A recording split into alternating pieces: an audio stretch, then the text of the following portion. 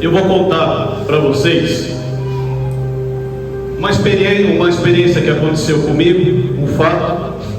Quando o meu filho Lucas, ele era pequenininho, ele tinha mais ou menos uns 5 anos de idade.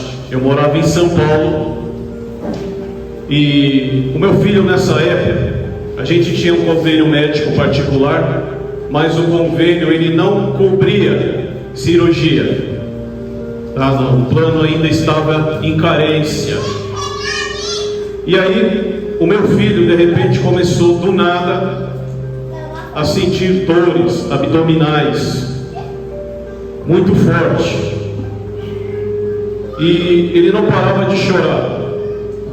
Aí eu acabei levando ele no hospital, e ali ele passou por todos os exames e foi constatado que ele estava com um problema era hidroceles, ou água nos testículos, e também aquela outra doença que dá aqui do lado, que é aquela pelezinha que a gente tem que operar com urgência. Se não operar, a gente morre. Apendicite. Mas e agora? Aí veio a informação do hospital que o meu filho precisava ser internado urgente, mas o nosso plano não cobria a cirurgia. Teria que ser um processo particular. E o plano, ele estava para cobrir a carência. A carência ia vencer mais ou menos um período de 2 meses. A gente já ia ter direito a pequenas internações. E agora? O que fazer? O menino não parava de chorar. Havia necessidade de ele ficar internado e fazer aquela operação bem delicada. Nós estamos falando de uma criança de 5 aninhos. Quem é pai, quem é mãe, que ama seus filhos, sabe que nesse momento, se a gente tiver que vender o mundo para salvar nossos filhos, a gente vende. É uma dor, é uma emoção. A gente não vê a hora de resolver a situação. A gente dá e vende o que tiver para salvar a vida dos nossos filhos.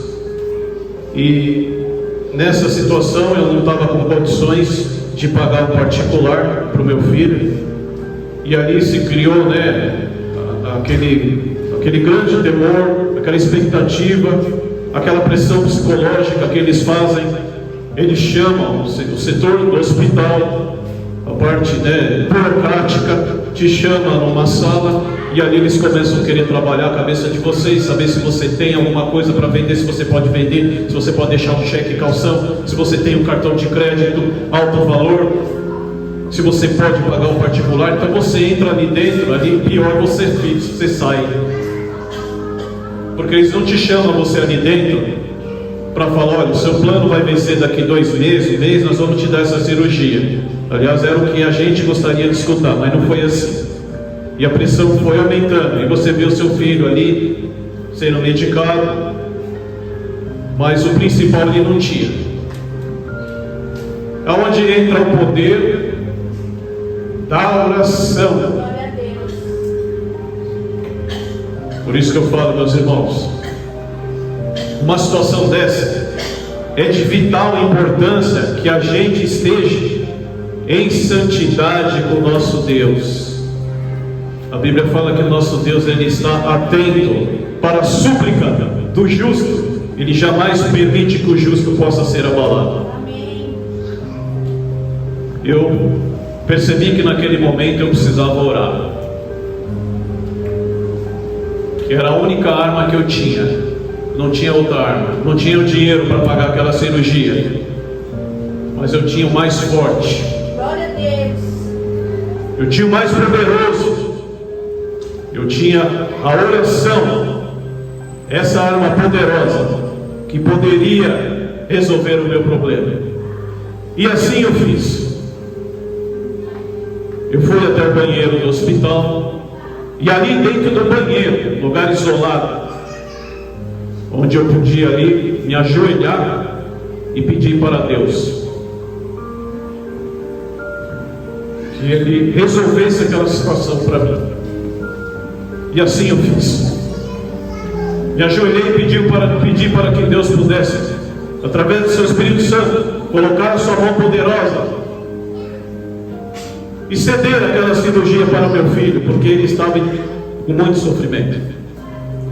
O interessante, vejam só, o poder da oração, o poder, principalmente, quando a gente está bem com Deus, está fazendo tudo certo, em santidade, andando no caminho dele, seguindo a Jesus Cristo, ele jamais vai te abandonar.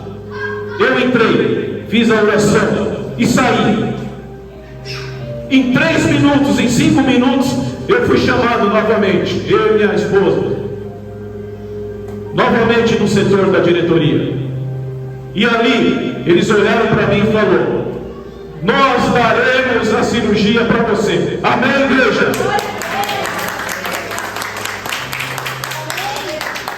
Foram 3 minutos. O que eu quero dizer para vocês?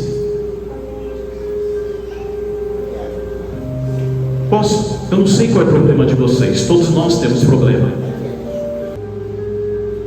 O nosso Deus, Ele está ali, olhando para você, falando: eu sou a solução. Filho meu, estou aqui. Filha minha, eu reconheço, estou vendo o seu sofrimento. Eu estou aqui para você. É fácil, basta ter fé em mim, basta orar para mim. Como era quando a gente era criança, a gente estendia a mão para o nosso pai: mãe, pai, me ajuda.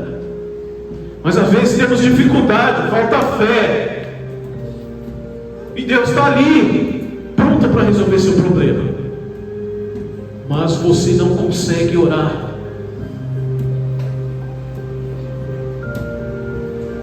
E aí, se você tentar resolver o seu problema da sua maneira, você não vai conseguir. Mas se você tiver uma fé grande, como Jesus falou, a sua fé, se for pequena igual ao grão de mostarda, você conseguirá mover montanhas.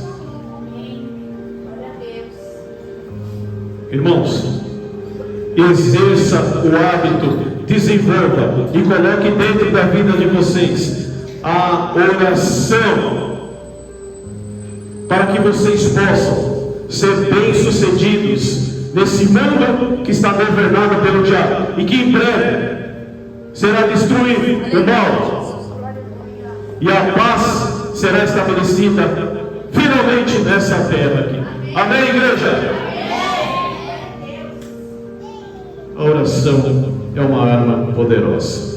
Para a gente finalizar, eu vou citar o texto de Provérbios, capítulo 3, versículos 5 e 6, que passa a dizer: confie em Jeová Deus de todo o seu coração, não confie no seu próprio plano. Haja e coloque todo o seu problema na mão de Deus, e Ele mesmo endireitará as suas veredas. Amém, igreja?